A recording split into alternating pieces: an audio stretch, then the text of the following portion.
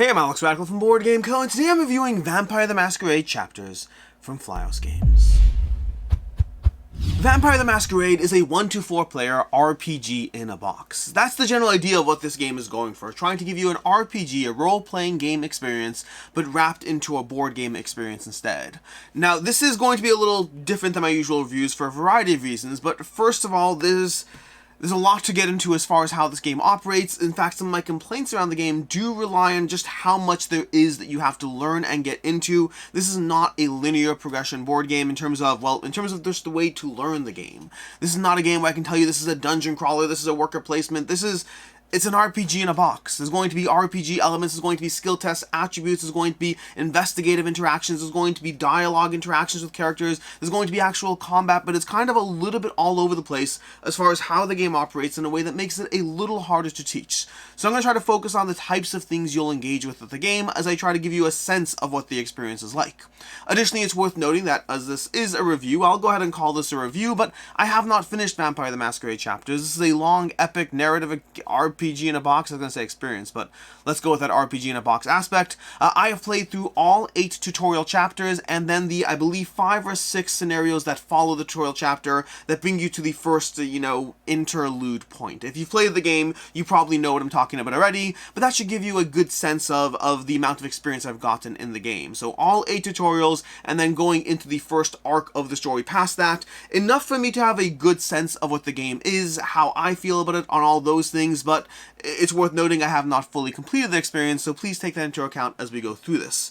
And with that, let's go ahead and talk about this game. I'll give you a bit of an overview of how things work, I'll talk about my opinions, as usual, timestamps to everything down below, and it's also worth noting that I believe they have an upcoming crowdfunding campaign where they're doing a Vampire the Masquerade Definitive Edition or whatnot, so if you did miss out on the game, you can go ahead and get your hands on it there. It's also worth noting that this game has had their own issues with various notes and errata on the rules and the scenarios, on the various journal booklets you'll be going through. There is currently a site up, so you can go to check that out. If you are playing through this game, you can go to the site before you dive into any individual scenario. You can check what errata are present over there, but it does make for a slightly more irritating experience because you have to check that, and that's assuming you even know it exists, because otherwise you might have some misses. So I do want to acknowledge the fact that there are some rules and errata issues that have had to be clarified.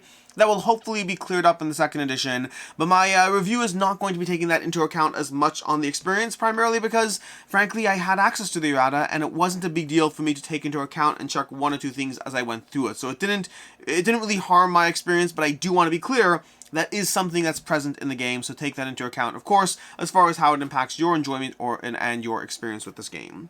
And with that, a lot of things out of the way, let's go ahead and talk about this game. Vampire the Masquerade is set in the world of Vampire the Masquerade. It's an actual role-playing game already, and they're taking it and turning it into a board game. This over here is the chapters, board game. I believe there have been some other board games as well using the same theme and world, but this is going to take you through the experience. Now, I don't know much about the world of Vampire the Masquerade past what I've been exposed to in this game, and as well as the Milan Uprising game from the Taboo system, but past that, as far as what you get in this game, you're going to be introduced to these 8 characters, as well as a bit of a backstory as far as what's going on, as far as the various clans and the interweaving fights between the various segments of this overarching society or underarching society, depending on how you look at it, of basically vampires that are trying to survive in our midst. Some willing to take lives willy-nilly, others trying to live within a degree of balance and be sure to mind wipe or ease out the memory of those they interact with along the way. There is a degree of, I can't remember the various terms, a lot of terminology in the game, but there's a degree of there's a term as far as the veil that you have around humanity, the idea that you're trying to remain secret in the society. We're going to have a full rulebook over here, which is going to guide you through, well, a lot of the things you're going to be engaging with as you go through the game, but also you're going to additionally have these various tutorial chapter prologue books that will take you through 8 starting characters, giving you ways that you'll experience different facets of the game, combat, interaction, those dialogues with various characters, investigations, different things along the way you're going to be exposed to along those 8 prologues. I will say, I don't believe you can fully get to the game just from the prologues alone, and the rulebook is a lot. I think you kind of have to go a bit of a hodgepodge back and forth as far as utilizing them together in conjunction to try to get you up and running on the experience. You're also going to have this gigantic storybook. This is going to be the various, stories you're going through. You're going to have the various prologues you're engaging with. You'll have a bit of a setup, a specific map board. In fact, this is the map board do we have over here as far as Thomas Chartrand over here, this particular MacBook. They'll tell you how to set up the various characters, and they'll give you a bit of a story or situation as to what's happening. You've stormed out of Samuel Armstrong's office, you've encountered 3 thugs who are sitting in your car, and they're just sitting there, and they're not necessarily teasing you, but they're asking for a bit of a lesson. Let's call it a lesson, as it were. And now it's up to you to engage in some sort of combat encounter where you'll have to go ahead and take out those thugs. We'll get to the various types of interactions you'll get to, but I'm just trying to give you a bit of an overview past that. Past that, you'll continue to go through more stories. You'll start the actual adventure off over here with a dark omen at the park. After reading through a few pages of narrative text as far as the City of Saints and what's going on, and the prince and the navigation and the various thing and the covens coming back, again, I can't remember the terms, but the original clans of vampires that you'd finally scared out of Montreal, and they might be back and they might be trying to hunt you down in different ways, or just being present and engaging with things around you. As you go through those stories, you're going to have a degree of choose your own adventure, both within the individual scenarios that you engage in, but also there will be times where the stories and the pathways split, depending on what you do as you go through the storybook and these adventures. You're going to have feeding events where you have to keep your vampires alive in between various stories. You're going to be kind of trying to keep mindful of your own hunger. That's going to be something you're being mindful over here as you have damage, willpower, and hunger on these tracks. You're going to be picking from these characters over here and filling up their track. You have the opportunity to level them up as you go, but their damage, as it sounds like, is usually the amount of damage they'll be dealing. The willpower represents the degree of more control. It'll be relevant in tests, it'll be relevant in how often you can reroll your dice, and your hunger is going to be something that's constantly having you roll these dice, which may or may not be good for you, or possibly have some negative effects along the way, and you want to be mindful of those as you try to take those rolls too. You can have all these different characters here you can go through, and again, they each have their own different flavor or their attributes, all represented on these little sheets you have over here. You can have sheets for every character, giving you the starting attributes for characters, and then there is a character you can come in on as a blank slate, so to speak, and actually build out their attributes. But I do recommend, especially if you're new to the game, starting with some of the preset characters. You're going to have the opportunity to be able to engage with full characters, or to have a main character and then various allies in case you want to augment your team out. But you're going to have various skills and attributes. These are going to generally be resolving tests for you. So you're going to have various tests that will have, very often the physical side will deal with combat, and then the social and mental side will deal with a lot of checks, although you will have both over there. So for example, a frequent interaction in the game is going to be involving making checks. Those checks will be relevant for any number of reasons. You're talking to someone and you're trying to probe them in the conversation and get a little bit more out of them. So maybe you make a mental check, or maybe alternatively over here, you do a social check with persuasion. That means you're going to be rolling 2 dice over here because you have 2 on the social track. You're going to roll one of these red dice because your hunger's at 1. As your hunger increases, you'll roll more.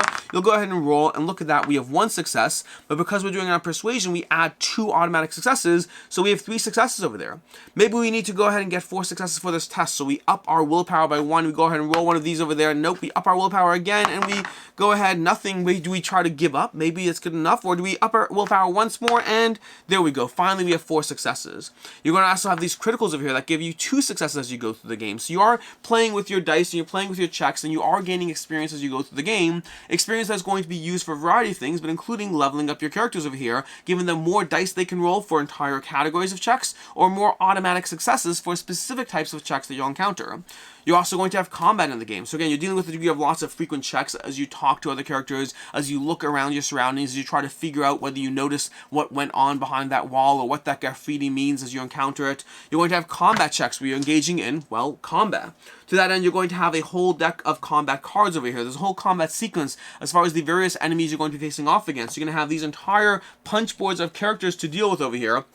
And these over here, by the way, pro tip, these have been punched out, but I find that keeping these in their thing over here makes it much easier to go ahead and take a character and put it back without having to search for a whole pile to find that specific character number 6. I have found keeping these in the punch boards and putting them back makes it a lot easier to get to the characters you need as you play through the game over here. But you can have all these characters set up on your board and interacting with you as you take your miniatures. If I go ahead and find one over here and toss a miniature down onto the board, putting a bit of scenario terrain or whatnot as you try to have an encounter, either talking to various characters or fighting various characters. And again, that's where you'll have those combat cards. You're going to be playing off various combat cards. When you engage in a combat, you're going to be selecting 5 cards from your pool of cards that you have gotten access to through leveling up your abilities. If you have weapons, athletics, all those things, those will enhance the various cards you have access to that you can utilize in combat as you go in a back and forth trying to predict what the enemies are going to do, working off an initiative track as you play a card to decide, are you being a bit more offensive, defensive, which of your attributes does that card play off off of?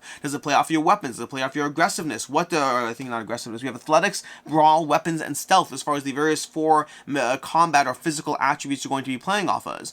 You're also going to have the specific deck over here of these cards over here, which are the various disciplines you'll have access to by various characters. Disciplines are going to be the thing you represent on the bottom of your sheet over here. And again, that's something you can also go ahead and level up in. And those are going to be unique to the various characters with some degree of overlap, but giving you, again, different abilities you can utilize at different points, although often at the cost of trying to, raise your blood effectively. You're utilizing your blood, which has a consequence as far as the dice you're going to have to roll and the checks you're going to have to make, and possibly the further addition of red dice you're going to be rolling again and again and again as you go through the scenario. But the general idea, these are all just different facets of things you're encountering, each of which is going to have its own set of rules as far as how you interact with them. But I would say as on a general high-level interaction, you're going to be facing off with a various scenario you're going to be getting from this book over here. The scenario is going to give you the thing you're dealing with, the various characters at play, which will often be your coven, your posse of characters. You'll have been introduced to them, both through their backstories in the main rulebook, as well as the individual stories you're engaging with as you go through this storybook over here.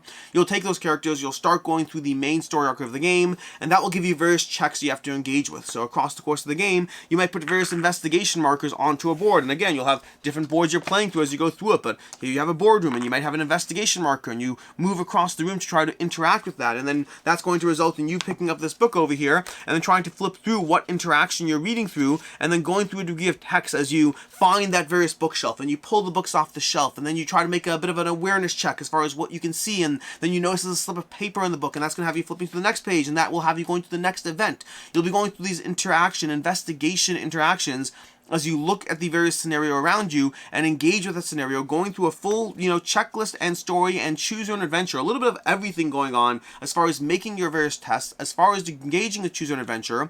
The game will occasionally ask you to make choices or deduce what's going on, and that will lead you to its own pathway, giving you possible successes that will have an impact as you get to the end of that particular interaction point. You'll also have dialogue with various characters. You'll have other characters who show up on the board, and suddenly before you know it, you're interacting with their character. Maybe it's another vampire, maybe it's someone else, maybe it's one of the many standees you'll be facing off against. And then again, you'll go through that book over here, and once again, you'll have a dialogue event. You'll flip through the book over here, and you'll look over here, and you'll see, hey, we have a dialogue between Thomas Chartrand and Antonio Andre over here. There's no real spoilers, I should note. These are all tutorial things I'm referencing, and as well as making things up as I talk. But we have over here, we have page 5. We'll go over here, and we have a bit of a dialogue event. I actually think this is the right board for this event that happens to be, but that's neither here nor there. But anyways, you'll have a little dialogue event over here, and you'll start going through a degree of conversation and making choices, educated guesses, utilizing the right skill set of your attributes that you have that will get you through the dialogue event. Depending on your character, you might be better suited at different types of checks than others. Depending on the allies in play, you'll have different resources at your disposal. And so you have dialogue events, which involve conversing with characters in a very RPG style approach, just having a booklet instead of an actual DM running the game for you. You'll have those investigation events as you move around the map and checking into various tokens and trying to see what the game is trying to point you towards and having you deduce or make certain choices based on that. And then of course you'll have combat as well. Combat, I should note, at least from my gameplay so far, certainly seems to be on the lower end as far as how much combat is present in the game. There's a lot of other things we haven't even talked about as far as things you'll engage with. There's whole pages of rules as far as how stealth operates in the game, as far as the turn sequence, the main events, as far as, when that main event is being broken up into those dialogues, into those investigations, or into that combat. There's a lot of different elements going on that will have you trying to choose, if you cross that character's path, that might trigger a stealth event. Are you trying to do that? Are you trying to feed on this character? Do you want to go ahead and charge forward? Are you trying to be a bit more talkative as you go through things, or are you trying to fight and ask questions later? These are all types of things you're going to be going through in the game, but again, I will say combat to me probably seems to be maybe 20% of the game, maybe even less than that, at least based on where I am so far. So it's certainly present in the game, but this is much more about that RPG. This is much more about that story as you try to go through this world, as you try to gather the various items along the way. Frequently through the game, based on the things you're going to be given various status effects that will affect you as you go through the next test or the next encounter. Something that will be there. Maybe you're a little more prideful, or maybe you're a little more fearful, or maybe you're a little satisfied with what you did, and that's going to have an impact on what you do next. You're also going to have the opportunity, which is a whole section of this book as well, of going to, I believe it's Nico's store if I recall correctly, but you're going to have, what do we have? Let's go over here. We have, is it Nico's? No, it's Alex's store. Is it Alex's store? It's Alex's inventory. Wrong character. It's Alex's inventory over here. Then you have the opportunity to go ahead and buy various items from him, utilizing the various boons at your disposal that you're going to be getting your hands on as you go through the game. And so, If this feels a bit like a lot of word vomit, it is to a large degree. Because Vampire the Masquerade is not a directly linear game to explain. It's not a directly linear game to go through. There's 8 tutorials, each of which will introduce you different facets of the game that you're about to see. Then you'll start off on the adventure where everything starts to come together as you actually go on this, story as to what's happening in Montreal, what's going on, and how are you having an impact on the world around you as you build up and level up your characters, as you engage in combat, investigation, and dialogue, all with very much an RPG feel. And take that with a grain of salt coming from me, because I'm not an RPG expert. But what little RPG experience I've had, this does feel like it's very much taking that kind of game experience and putting into a board game. And that's kind of where we are with Vampire the Masquerade chapters. There's a lot of things I haven't touched upon as far as small nuances of the game, because there's just a lot of things to go into, but hopefully you've gotten some sense of what this game is like. Trying to give you a variety of scenarios to go through, giving you a whole bunch of chapter books. This, by the way, is just a small stack. If we're trying to be fully accurate over here, let's go ahead and show you all of the various stacks, because each of these, by the way,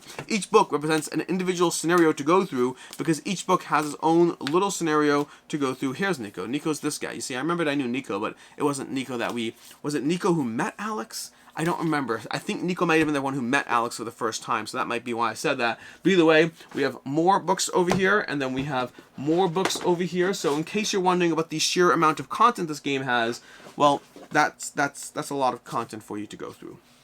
And so with all of that, let's go ahead to my review. And once again, for those who jump straight here, just a reminder, I went through the 8 initial tutorials, as well as the first full arc, which I believe was 5 or 6 scenarios, if I recall correctly. So that should give you some idea as to where I am with this game. And with that, let's go to the review, starting off with what I like, don't like, and can see others not liking. And again, with that caveat around the errata is certainly present and could definitely impact your experience, especially if you didn't know that there is errata to go through, because you might find confusing sentences that have you go from one page to another one, which is wrong, or possibly reference something rules-wise, which is incorrect in a way that gives you the wrong impression of how the game operates. So I can certainly see that being frustrating, but to me, I knew about it going into it, so my experience was fairly smooth.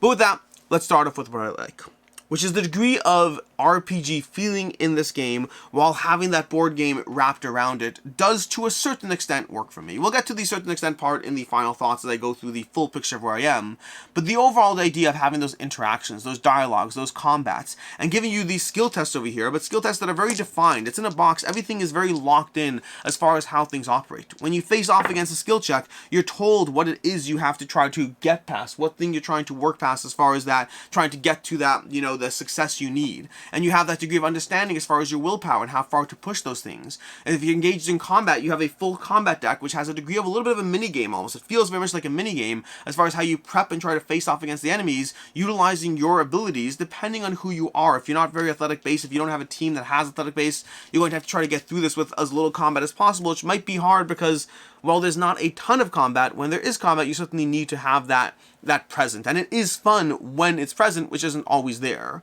It does very much feel like a choose-your-own-adventure RPG. I've enjoyed going through the story. I've enjoyed going through the characters, at least where things are so far. And there is a degree of, mystery as far as what's going to happen next and what's the part that I play in that journey. And some things, I still haven't seen the full experience, so I can't speak to the full extent of the consequences of your actions. But like I said already, there will be times where you might get one scenario versus another depending on the things you've done. And so there is certainly some degree of consequence as you go through things. I don't know how lasting that consequences across the course of the campaign. In the first arc, it seems to be fairly minimal, but it certainly is present. That's past the fact that very often when you're going through these individual journals in the scenario over here, you'll have 70-page journals that you've only touched upon 6 or 7 pages of sometimes, because there's a ton of actual choice as far as the dialogue encounters, as far as the investigation encounters, and so there certainly is lost content as you move and make decisions and make choices in the game as you go through it. So overall, I would say that the general experience has given me a decent story, a decent background that I'm trying to figure out what's going on next with it, with enough mechanics to have me somewhat invested in trying to make those choices and level up my characters and gather experience. And gathering experience and investing those into stats is fun in the game. Knowing that you have a few more automatic successes when you take that attribute test, or dice in general for a specific full lane of combat, those things are rewarding in conjunction with the fact that you're getting items and effects that are having an impact on you as you go through the gameplay experience. As far as things I don't like in the game, the rules were difficult to get up and running, I'd say. The very firstly, meaning less so than the errata, because the errata, like I said, was not really an issue for me, but the rules itself are not the easiest to get into. I don't find any singular aspect of Vampire the Masquerade hard to learn or understand, but the actual game flow, as far as the amount of content and information they have to give you because of the different types of elements you're facing off against, it's a lot. And those tutorial books, they do help to an extent, but they aren't good enough as a full tutorial on their own. So those individual tutorials you go through the 8 characters that do introduce you to various elements one at a time, from combat to interactions to dialogue to stealth to all these different things, to Alex's store, to all these different elements as you go through the game. While they do a good job of introducing you to them, it's still done in a way where you kind of need the rules. And so I will say this was certainly not the easiest teach to get through. The amount of hours into the game I was before I felt like I had a good handle on how the experience worked, it was a lot, because there is a lot. For me, it was a lot of back and forth of reading the rulebook, understanding the flow, trying to dive into the first encounter, the first tutorial, then realizing there's still so much more I needed, and going back and forth as I went through each tutorial chapter until eventually I had gone through the whole rulebook while trying to play through the game. It was certainly not the easiest or most intuitive learn that I've had in a game. And mechanically, the game is on the light side. It's an RPG in a box, and it does a good job doing so in my opinion, but also RPGs are an area where I'm still not certain exactly where I fall as far as being the target audience, and so this is a mechanics-light game. It's a combat-light game, which means to a large extent, this is a choose-your-own-adventure game with an additional layer of mechanics and progression on it that won't be present if you actually pulled a book off the shelf. But to me, it very much feels like I'm here to kind of go through the story, but with my own twist or spin on things while I engage in some degree of progression, some degree of agency, but in a game that is mechanics and combat light, which tend to be areas that I get more enjoyment or satisfaction out of. As far as I can see others not liking, first of all, the guesswork on interactions is going to be a thing I can think of.